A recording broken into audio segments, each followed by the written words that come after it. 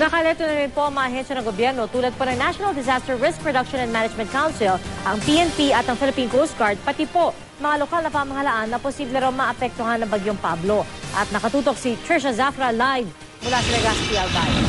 Trisha?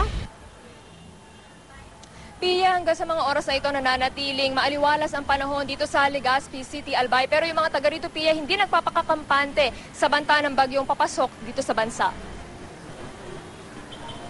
Sa buong maghapon, naging mainit ang lagay ng panahon sa mga lugar na nadaanan namin dito sa Bicol Region. Ang mga residente sa bayan ng Pulangi sa Albay, kabado at naghahanda na sa posibleng pananalasa ng bagyong papangalan ng Pablo.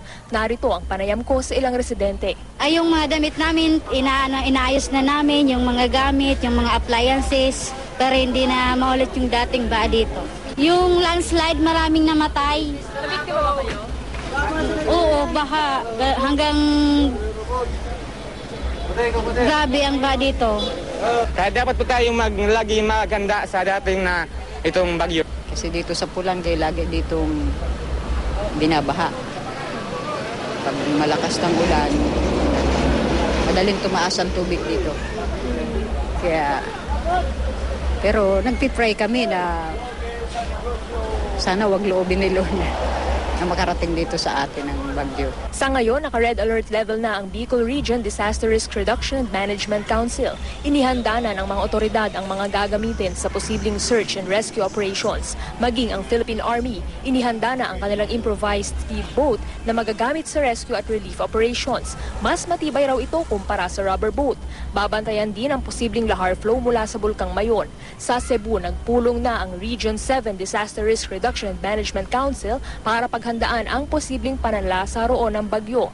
Nag-umpisa naman ng umulan sa ilang bahagi ng Surigao del Norte, kaya pinaalerto na ng lokal na pamahalaan ang mga residente na maghanap na ng malilikasan. Idinaong na rin ang maliliit na bangka. Ang mga mangingisda, pinayuhang huwag nang pumalaot dahil sa banta ng storm surge. Narito po ang paalala ng National Disaster Risk Reduction and Management Council. Let it not be said na nagkulang yung gobyerno dahil pang-5 araw na ito na nagbabala yung ating pag-asa. Mga kababayan, may experience factor na po tayo.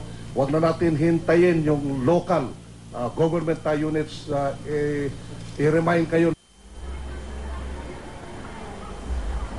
At yan muna ang latest mula rito. Balik sa iyo, Pia.